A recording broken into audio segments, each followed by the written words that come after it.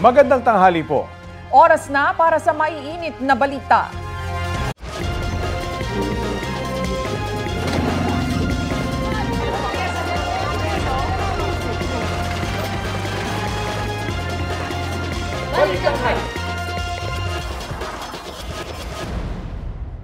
Walang tigil na pag-ulan ang naranasan sa ilang bahagi ng bansa kahapon dulot ng shear line. Sa Quezon Province, umapaw ang pinakamalaking ilog sa isang barangay dahil sa malakas na ulan.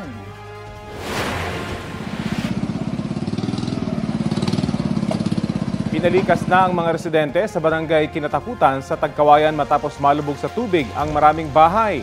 Lubog din sa baha ang isang paaralan at nadamay ang mga gamit sa loob nito.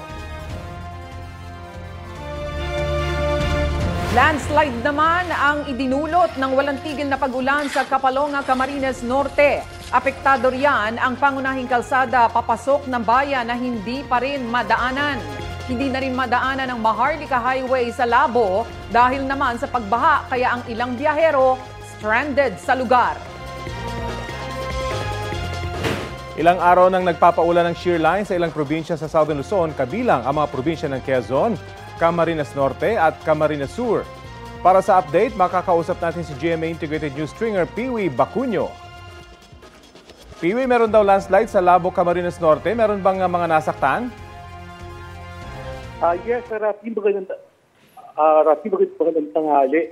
Actually, nakuha ng video ang naganap na landslide sa Barangay Kabatuhan, dito yan sa bayan ng Labo, Camarines Norte, ngayon lamang umaga.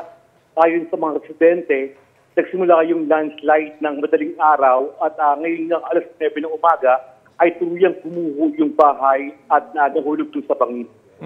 Bukod sa landslide, may mga lugar ding binaha sa Camarines Norte. Humupa na ba yung baha, Piwi?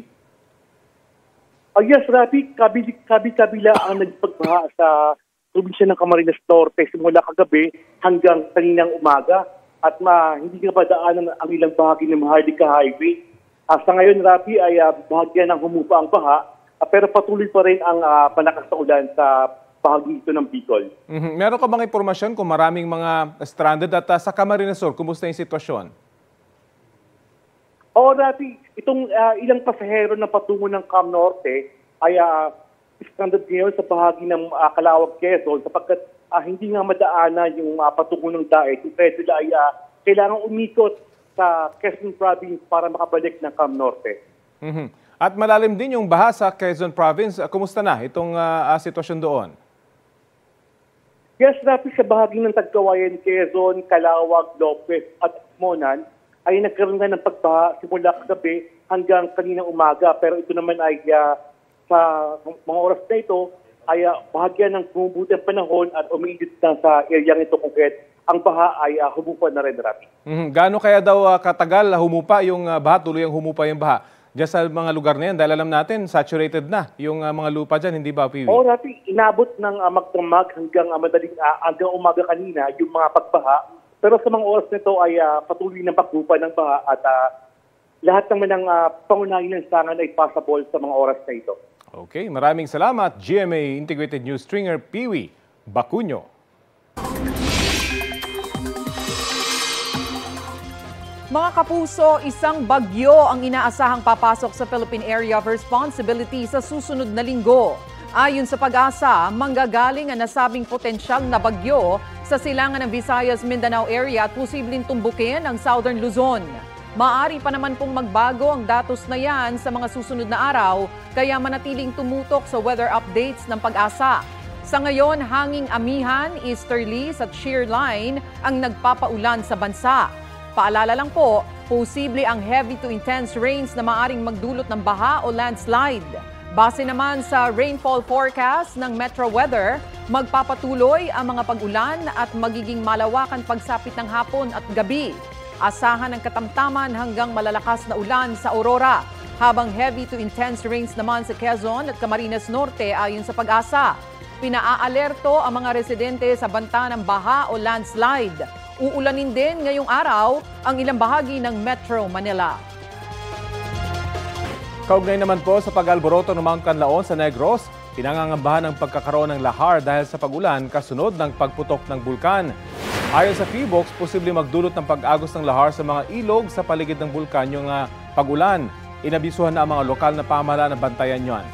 Sa gitna nito, nagbabala rin ng Negros Oriental Health Office sa mga sakit na posibleng idulot ng pagputok ng bulkan. Ilan sa mga payo nila para maiwasan ito ay manatili sa loob ng bahay at isara ang mga bintana at pinto. Magsuot ng face mask at kung maaari, N95 ang gamitin.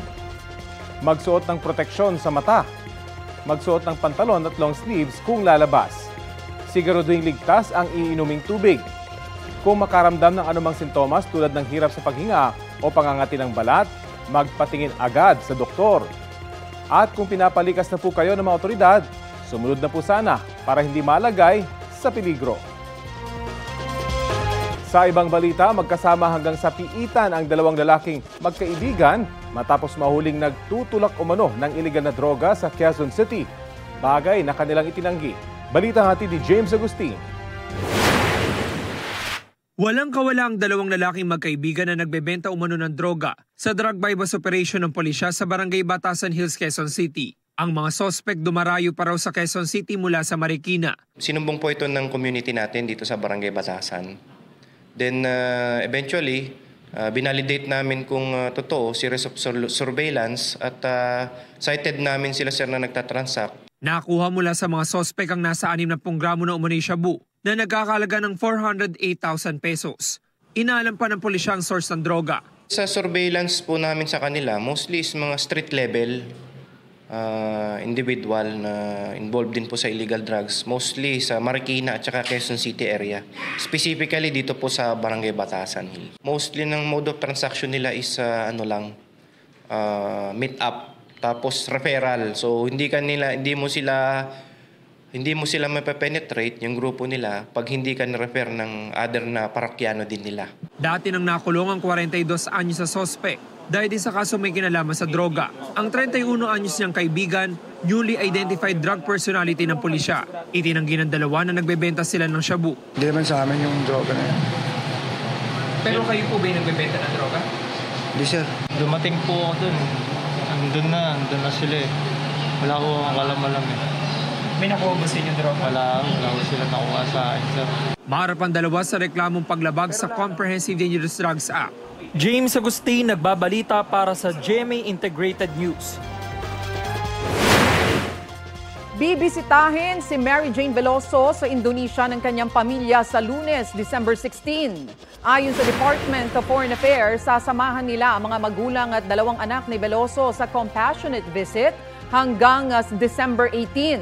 Sa panayam ng unang balita, ikinwento ng mga magulang ni Veloso na excited na silang makita ang anak na 14 na taon na nilang hindi nakakasama.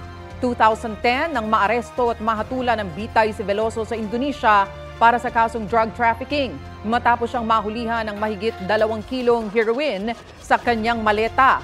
Giit noon ni Veloso, ipinabitbit lang ng kanyang recruiter ang maleta at hindi niya alam na may laman itong iligal na droga. Muli ring nanawagan ng mga magulang ni Veloso tungkol sa kaso ng kanilang anak. Yun nalaman po namin na yung anak ko makakauwi na po. Kaya masaya-masaya po kami buong pamilya, lalong-lalo na po yung dalawang anak niya. Sana po, wag na pong ikulong, bigyan na po ng clemency kagad yung aking anak dahil matagal naman na po ng dusa. Sana po ito na po ang ibigay nilang Christmas na nila sa amin. Huli sa Maynila ang dalawang lalaki na sakay ng motorsiklong ninakaw umano. Sabi ng mga suspect, hiniram nila ang motorsiklo sa kanilang kaibigan. Balitang hatid ni Bea Pinla. Sa kulungan na magpapasko ang 30 anyos na lalaking ito at ang 27 anyos niyang kaibigan na dati umano nitong kakosa ayon sa pulisya. Una silang sinita sa Ermita, Maynila dahil sa umano'y tampered na plaka ng kanilang sinasakyang motor. Hinahanapan po namin ng mga dokumento, gaya po ng driver's license po at dokumento po ng ating motorsiklo na kung saan ay wala po silang may ipakita. Habang hinahanapan ng mga dokumento, sinubukan pa umanong tumakas ng mga suspect. Ito pong isa ay sumampa sa kanyang motorsiklo at agad-agad na pinasakay yung kanyang kasama at agad-agad na humarurot ng takbo. Nabulilyaso ang kanilang pagtakas nang sumemplang ang motor nila sa Pedro Hill Street. Pagkasemplang sa motor ay nung siya ay akmang tatayo po ay nakita po na may nakabukol at nakalabas po yung puluhan ng kanyang baril sa bewang. Agad inaresto ang dalawang suspect at napag-alaman na ang motor nila nakaw pala. Nalaman po namin na ito ay nakaw din po yung motorsiklo. Mga halos 1 taon na po nagamit-gamit po nila. Ayon sa pulisya, hindi lisensyado ang baril na nasamsam mula sa isang suspect. Hindi rin daw ito ang unang beses na nagnakaw umano ng motor ang mga suspect. Pero ayon sa mga suspect, hiniram lang nila sa isang kaibigan ang motor. Wala lang po akong lisensya talaga. Yun lang po yung pinakakasalanan namin ng gabi. Wala na pong iba. Wala po siyang baril. Wala po kaming kahit ano. Nakaharap ang mga suspect sa reklamong paglabag sa Motorcycle Crime Prevention Act at paglabag sa Comprehensive Firearms and Ammunition Act. Bea Pinlac, nagbabalita para sa GMA Integrated News. Iaapila ng kampo ni dating Negros Oriental 3rd District Representative Arnolfo Teves Jr. ang muling pagpayag ng Timor-Leste government sa extradition request ng Pilipinas. Ayon sa abogado ni Teves na si Attorney Ferdinand Topacio, mga abogado na ni Teves sa Timor-Leste ang maghahain ng apela. Bagaman hindi na naka-house arrest, hindi pa rin makakaalis ng Timor-Leste si Teves matapos kanselahin ng Department of Foreign Affairs ang kanyang passport nitong Pebrero. Sabi naman ng Department of Justice na humiling ng extradition, nakahanda sila at nakikipag-ugnayan pa rin sa Timor-Leste government kaugnay sa pagpapauwi sa dating kongresista. Si Teves ang itinuturong mastermind sa pagpatay kay nooy Negros Oriental Governor Roel Degamo at 9 na iba pa noong March 4, 2023. Dati na niyang itinanggi ang akusasyon. Ito ang GMA Regional TV News. Oras na para sa maiinit na balita ng GMA Regional TV mula sa Luzon. Kasama si Chris Zuniga. Chris? Salamat, Tony. Naputulan ng braso ang isang siklista sa Noveleta, Cavite matapos maipit sa karambola ng mga sasakyan. Sa Mangalda naman dito sa Pangasinan, patay ang isang lalaki matapos na makasalpukan ang isa pang motorcycle rider. Ang mainit na balita hatid ni Jasmine Gabriel Galvan ng GMA Regional TV. Nagsisisi ang amang si Jinky Servas Sr. na pinayagan pang lumabas ng bahay ang kanyang 21 anyos na anak. Yun na pala kasi ang huling sandaling makikita niyang buhay ang bunso. Madaling araw kahapon nang madisgrasya ang motorsiklo at bawian ng buhay si Jinky Servas Jr. Malungkot din, sakit. Umalis siya, buhay na buhay. Tapos nabalita mo na patay na. Ayon sa investigasyon, galing sa inuman at pauwi na ang biktima nang mawalan siya ng kontrol sa pagmamaneho sa bahagi ng Barangay Bari sa Mangaldan, Pangasinan. Napunta raw sa kabilang lane kaya may nasalpok na motorsiklo rin. Agad dinala sa pagamutan ng mga biktima. Dead on arrival sa ospital ang nakababatang Servas habang kritikal ang driver ng isa pang motorsiklo. Tuloy ang investigasyon. Sa Cavite, naputulan ng braso ang isang siklista matapos madamay sa karambola kahapon ng umaga. Ayon sa investigasyon, naipit ang siklista matapos nawalan ng preno ang isang minibus at bumangga sa isang bus. Tinumbok din ng minibus ang dalawang nakaparadang tricycle doon.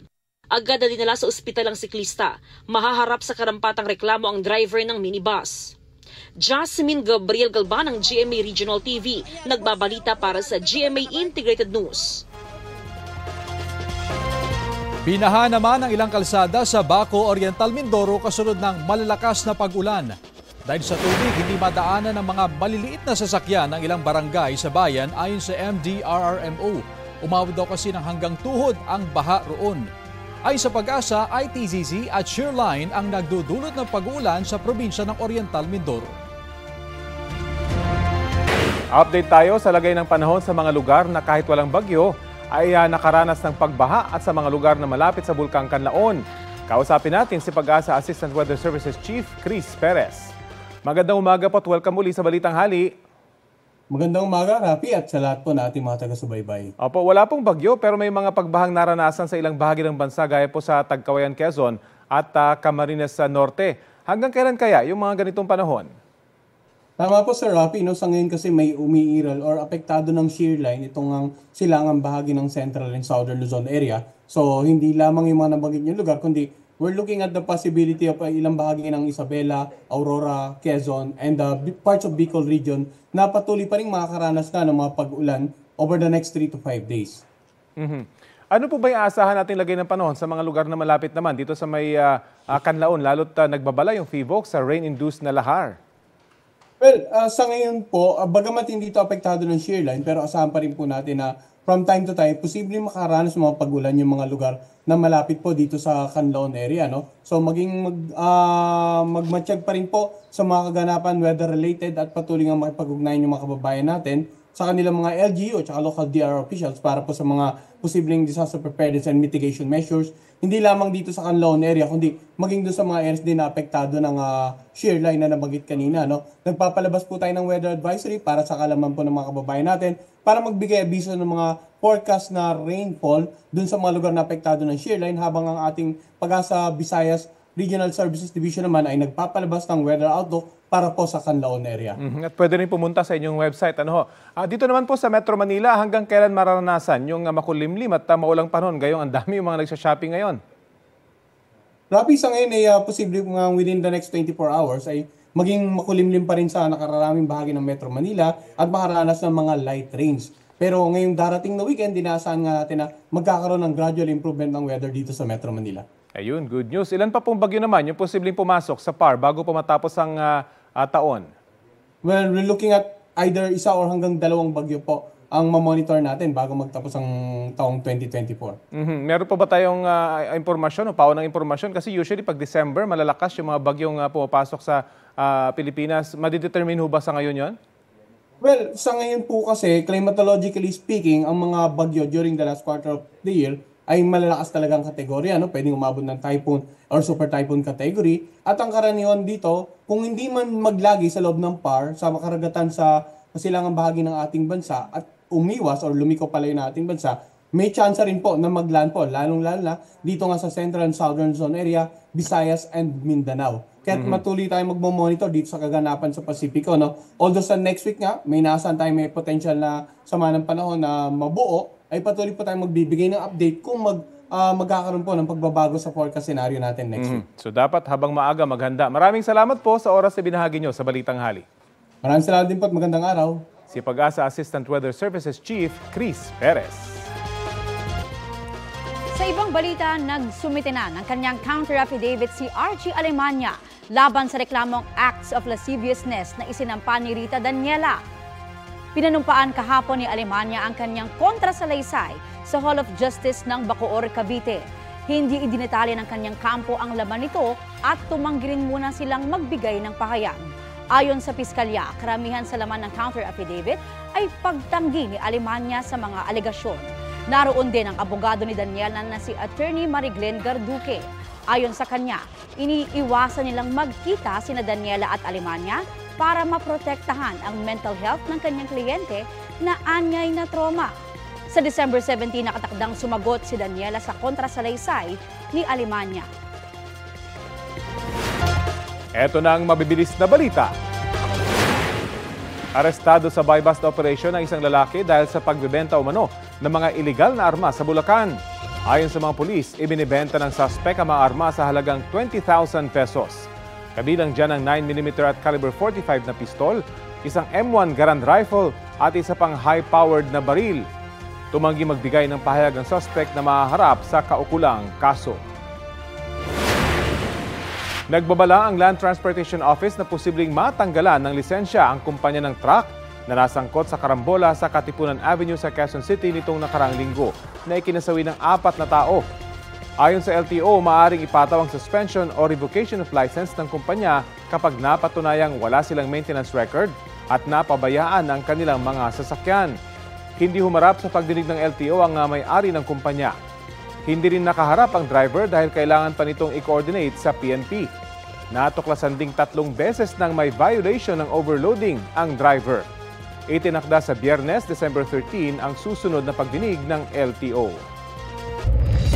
Ito ang GMA Regional TV News. Ihahatid na ng GMA Regional TV ang maiinit na balita mula sa Visayas at Mindanao, kasama si Cecil Kibod Castro. Cecil? Salamat, Rafi. Sugatan ng isang lalaki matapos umanong makipagbarilan sa mga pulis sa Argao dito sa Cebu. Tinamaan siya ng bala ng baril sa dibdib at kaliwang paa. Nagpapagaling siya ngayon sa ospital. Ayon sa pulisya, nag-ugat ang barilan sa paghain nila ng arrest warrant para sa kasong illegal possession of firearms laban kay alias Jonathan na kapatid ng nasugatan. Nakatakas ang target ng warrant habang nahuli naman ang dalawang iba pa na kasama umanong nakipagbarilan sa mga pulis. Na-recover sa dalawang lalaki ang 3 baril. Wala silang pahayag, pati ang nasugatan sa barilan. Hindi pa raw malinaw kung ano ang kaugnayan nilang 3. O sa mga mamimili riyan, bukod sa pang Noche Buena, ihanda na rin ang bulsa dahil mataas pa rin ang presyo ng bigas sa mga pamilihan. Gaya na lang sa Pasig Mega Market, mabibili sa halagang 48 pesos per kilo ang pinakamurang klase ng lokal na bigas, habang umaabot sa 65 pesos kada kilo ang pinakamahal na klase niyan. Naglalaro naman sa 56 pesos hanggang 58 pesos per kilo ang imported na bigas. Batay naman sa datos ng Department of Agriculture, nasa 40 pesos hanggang 63 pesos ang kada kilo ng lokal na bigas sa NCR. Nasa 40 pesos hanggang 64 pesos per kilo naman mabibili ang imported na bigas. Depende yan sa klase. Inusisa sa Kamara ang sabwatan umano sa industriya ng bigas kaya mataas pa rin ang bentahan nito sa mga pamilihan. Itinanggi naman ng mga importer ang aligasyong may kartel na nagmamanipula sa presyo ng bigas. Balitang hatid ni Jonathan Andal. Naglalaro sa 40 hanggang 64 pesos ang kada kilo ng imported na bigas sa merkado, depende sa klase. Base sa latest monitoring ng Department of Agriculture, mataas pa rin ang presyong yan kahit pa may oversupply ngayon ng bigas at kahit pa binawasan ng taripa ng 20% simula Hulyo. Kaya hinala ng mga kongresista, may sabwatang nangyayari sa industriya ng bigas. Ang mga bigas natin nasa bodega, hindi nilalabas. Kaya hindi bumababa yung presyo. Naapektuhan yung farmers, wala nangyari sa consumer kasi may sabwatan. May kartel na nangyayari. Parang meron nga pong connivance sa ating po mga government agency kung bakit hindi po natin nami-meet yung target natin na ibaba po talaga natin yung presyo po ng bigas. The farm gate price went down. The landed cost went down. Should translate to lower retail, pero hindi po yun yung nangyari. Sa pagdinig ng Quinta Committee ng Kamara, itinanggi ng 10 pinakamalalaking importer ng bigas sa Pilipinas ang aligasyong may kartel umano na nagmamanipula sa presyo ng bigas. Wala kaming kartel, hindi kami nagpa-profiteering. We're dictated by the market prices. Hindi kami nag-hoarding. Ang nabiblame kasi ngayon, ang naging spotlight kaming mga importer, where in fact, ang makikita natin problema sa retailer. Sabi ng Bureau of Customs, pagdating ng imported na bigas sa bansa, nasa 33 pesos kada kilo ang presyo nito o yung tinatawag na landed cost. Kukunin ito ng importer at sabi nila, ibinebenta ito sa wholesaler ng 35 to 40 pesos. Pagdating sa wholesaler, ibebenta naman ang bigas sa dealer bago makarating sa retailer sa palengke. Niloloko tayo somewhere else eh. Nakita, sinabi na ng customs 33. Sinabi na nga ng wholesaler 35 to 40 ang benta niya. Bakit sa palengke na 50? Ang isang malaking rice importer muntik pang makontempt. 1 bilyong pisong halaga kasi ng bigas ang kanyang inangkat ngayong taon pero hindi masabi kung magkano ang kanilang kita. Imposible, sir, na hindi nyo alam kung magkano ang kita nyo. Yung wife ko na po kasi ang nag-compute doon. Maluwag po ang ating detention facility, Mr. Chair. Sabi po ako ng totoo. I think you're lying. Itong pinagtatakahan natin na bakit ang taas-taas ng presyo at walang kinalaman ng importer, hindi ko matanggap yan, Mr. Chair. May I now request AMLA, Mr. Chair, to check the financial records and transactions of all these top importers. Hindi naman masabi ng Department of Agriculture kung may kartel ba sa bigas. I cannot categorically say na meron kasi hindi naman mandato ng DA masabi nun. Jonathan Nandal, nagbabalita para sa GMA Integrated News. sa piracy at yes sa responsableng panonood ng mga palabas sa TV at movie. Yan ang sentro ng advocacy campaign ng GMA Network at Movie and Television Review and Classification Board o MTRCB. Pumirma sa Memorandum of Agreement ang Kapuso officials sa pangunguna ni GMA Network Senior Vice President Attorney Annette Gozon Valdez. Si Chairperson Lala Soto Antonio naman ang lumagda para sa MTRCB. Bahagi rin ng campaign si Asia's multimedia star Alden Richards na nag-shoot pa ng infomercial. We're very happy to partner with the MTRCB kasi yung advocacy nila is also GMA's advocacy, ang responsableng panonood tungo sa bagong Pilipinas. We really want to further responsible viewing of television shows, of movies. I'm very happy with this partnership because GMA has been very supportive and has been very collaborative in our efforts to come up with this responsible viewership. Ito ang GMA Regional TV News. Patay ang tatlong magkakamag-anak matapos masunog ang isang residential area sa Isabela, Basilan. Sa Lapu-Lapu City naman, dito sa Cebu, sugatan ang 2 minor de edad sa pananaksak ng isang gwardyang nakainom ng alak. Ang mainit na balita hatid ni Luan May Rondina ng GMA Regional TV. 2 ang sugatan matapos manaksak ang isang lasing na gwardyang off-duty sa Lapu-Lapu, Cebu. Kabilang dyan ang isang binatilyo. Base sa investigasyon, nagpang-abot ang mga biktima, edad 17 at 18 anyos, ang sospek at kasama niyang isa ring gwardya sa labas ng isang establishmento. Doon daw inudyukan ng 2 gwardya ang 2 biktima na nauwi sa rambol. Wala kabantay ang mga batanon nga kaning usa ka security guard ay nagdaog hinagiban mo ning naigo gyud og dunggab ang kaning 17 o 18 years old. Hindi na-recover ang ginamit na patalim. Kalaunan, naaresto ang kasama ng nanaksak. Giit niya, galing sila sa isang inuman at napadaan lang daw sa lugar. May tinanong siya sa isa sa mga sugatan nang bigla umano silang kuyugin. Gibuong nami pagdayang lakaw namo kay manguli nami. Ikulata mi diretso. Sumbag ko dire nya pag magidakdakan ko bato. Ito nga magay akong nasagang kay dire mas naong dako mga bato. Ito nasagang nako dire.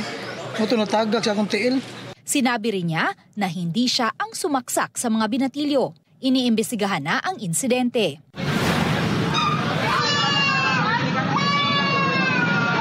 Sa Lapu-Lapu, Cebu pa rin, kuha yan ng isang netizen sa isang batang nasagasaan ng tricycle. Ayon sa pulisya, nakatayo ang bata at kanyang nanay sa gilid ng kalsada.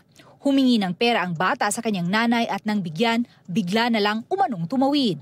Doon dumaan ang tricycle na nakabangga sa bata. Nagtamo siya ng bali sa mga paa.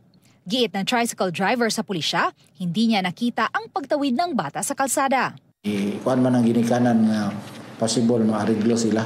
Ang ilaha lang is magpagasto lang sa gastuan sa operasyon. Pansamantalang pinalaya ang driver matapos magkipagsundo sa magulang ng bata.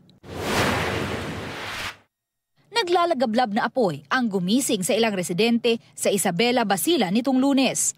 Ayon sa Bureau of Fire Protection, 5 bahay ang nasunog. Kabilang sa mga nasawi sa sunog, ang 3 magkakamag-anak. Inaasikaso ng lokal na pamahalaan ang mga biktima at ibang nasunugan. Sa tala ng BFP, nasa 5 pamilya ang apektado ng sunog. Initial po kasi majority ng fire dito sa Isabela po is electrical po. Nag-imbestiga sila ngayon, this is not yet final. Under investigation po sir. Nagdeklara ng fire out matapos ang mahigit 1 oras. Tinatayang aabot sa mahigit 800,000 piso ang pinsala sa sunog. Luan May Rondina ng GMA Regional TV, nagbabalita para sa GMA Integrated News. Update tayo sa pamamahagi ng tulong sa mga inilikas dahil sa pagputok ng Bulkang Kanlaon. Kausapin natin si DSWD spokesperson Asek Irene Dumlao. Magandang umaga at welcome po sa Balitang Hali. Magandang umaga, Rafi. Opo, paano po ba yung sistema ng pagpapaabot ng tulong sa mga evacuees na lumikas dahil po sa banta ng Bulkang Kanlaon? Well, ang Department of Social Welfare and Development ay nakikipag-ugnayan po sa mga para identify ng ating mga internally displaced persons at pagtitiyak na tulong. But po doon more 4.0 million pesos worth relief aid. ASEC? Opo, ASEC, napuputol lang po yung ating linya ng komunikasyon. Kung pwedeng gumalaw lang ho kayo ng konti. Binabanggit niyo po, ilang milyon na yung naihatid na tulong?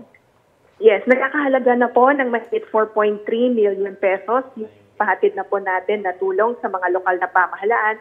Ito po ay binubuo ng family food packs and non-food items, particularly hygiene kits at mga sleeping kits.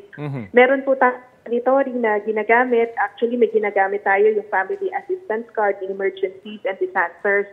So, itan po niya, no, namomonitor natin yung distribution ng mga relief items at gayon din po na profile natin yung ating mga internally displaced persons na identify natin ano pa yung kakailanganin nilang tulong.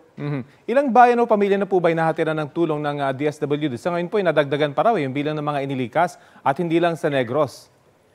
Tama po kayo, dito sa Negros Occidental at sa Negros Oriental, nagpapatuloy yung ating pagpapahatid ng tulong. Actually, yung mga nabigyan na natin ng assistance ay dito sa Bago City at sa La Carlota, mga municipalities ng La Castellana, Murcia at Pontevedra. Paano po yung mga residente yung piniling manatili doon sa kanilang bahay? Kasama po ba sila sa mabibigyan? Tama, meron din tayong mga naitala ng mga internally displaced persons na pansamantala nanunuluyan naman po sa mga tahanan ng kanila pong mga kaanak o mga kapamilya. Yung pong mga nakatira sa paligid ng Monclon, particularly within the 6 permanent disaster zone, 6-kilometer permanent danger zone, ay talaga pong inililikas na in coordination, of course, with the local government units. At ang assurance naman po ng DSWD ay magpapahatid po tayo ng tulong po sa kanila. Okay, maraming salamat po, DSWD spokesperson ASEC Irene Dumlao. Salamat, Rafi. Mainit-init pong balita, inaprubahan na ng Bicameral Committee ng Kongreso ang panukalang national budget para sa susunod na taon. May ulat on the spot si Mav Gonzalez. Mav?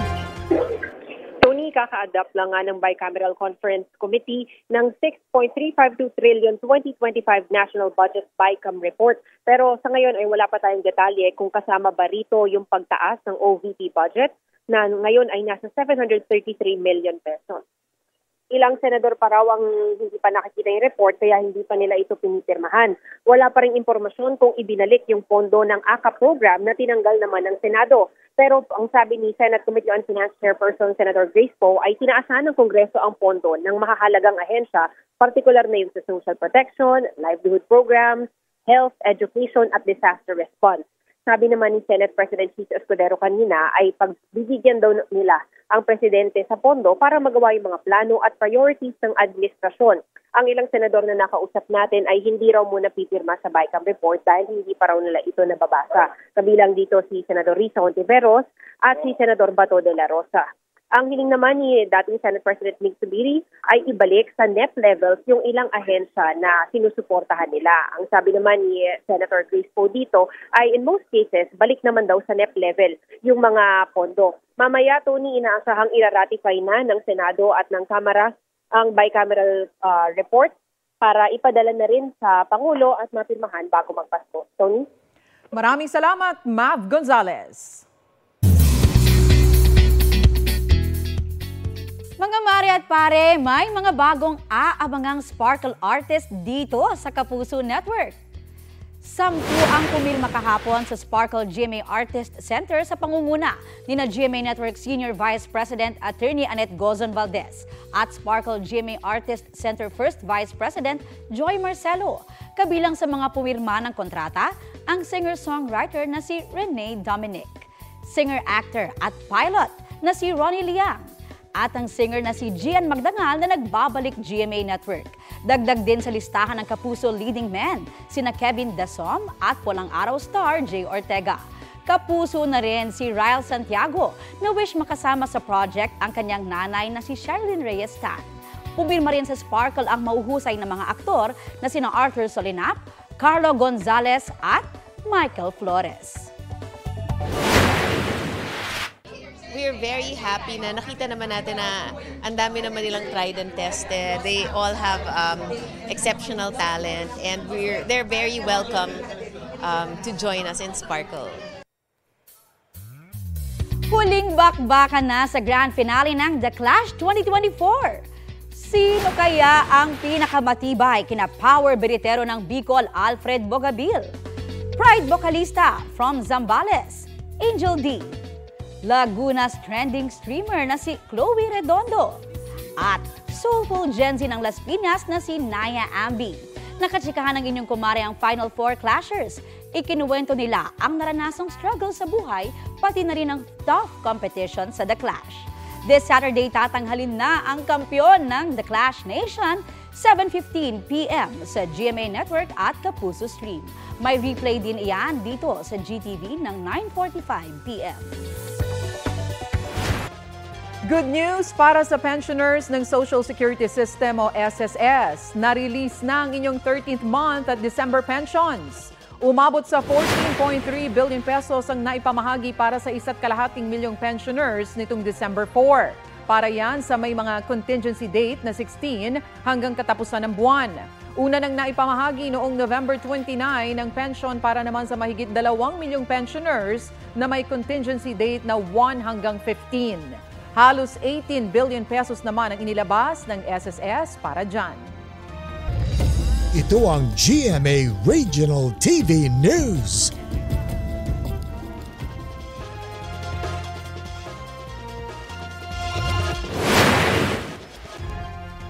Diretso kulungan sa Gapan, Nueva Ecija ang isang tulak umano ng droga. Ayon sa pulisya, nagpapatrolya sila sa Barangay San Vicente nang biglang tumalon sa tulay ang 43 anyos na si alias Alan. Habang binibigyan ng first aid para sa mga sugat, nakuha sa kanya ang isang sachet ng hinihinalang shabu na may street value na mahigit sa 300,000 pesos. Sabi ng suspect, ipinadala lang sa kanya ang hinihinalang droga. Hindi raw yun sa kanya. Naharap siya sa reklamong paglabag sa Comprehensive Dangerous Drugs Act. Hindi muling humarap si Vice President Sara Duterte sa National Bureau of Investigation ngayong araw. May ulat on the spot si John Consulta. John? Aon ay hindi dumating sa imbitasyon ng NBI si VP Sara Duterte kaugnay sa kanilang sinasagawang investigasyon hinggil sa kanyang mga binitawang payag laban kina Pangulong BBM, First Lady Liza Marcos at Speaker Martin Romualdez. Muli nagpakita ang legal counsel ni VP Sara na si Attorney Paul Lim at personal din nila ang sulat ng kanilang law firm. Ayon kay NBI Director Jimmy Santiago, nakasaad sa sulat na dahil alter ego ng Pangulo ang SOJ na siyang may hawak sa NBI, minabuti nilang payuhan ng ikalawang Pangulo na di na pumunta ngayong araw at huwag rin magsumite ng sworn affidavit sa NBI.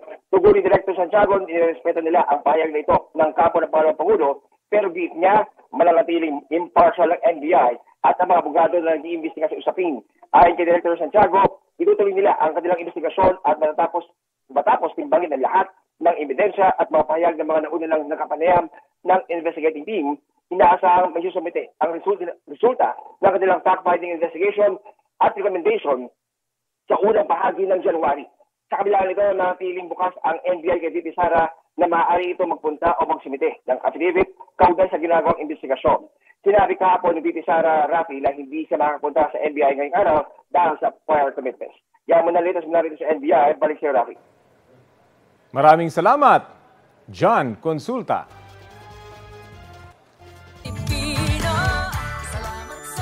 14 days na lang, Pasko na! Right around the corner na nga ang Pasko, mga kapuso! Nagsusulputan pa rin ang mga napakaraming Christmas pasyalan.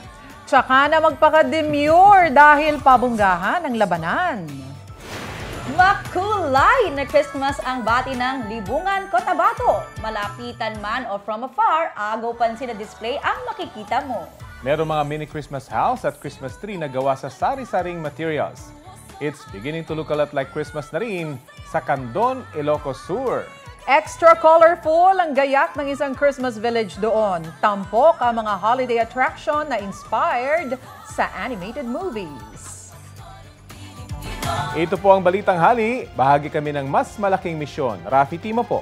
Sa ngalan ni Connie Sison, ako po si Tony Aquino. Kasama niyo rin po ako, Aubrey Carampel. Para sa mas malawak na paglilingkod sa bayan. Mula sa GMA Integrated News, ang News Authority ng Filipino.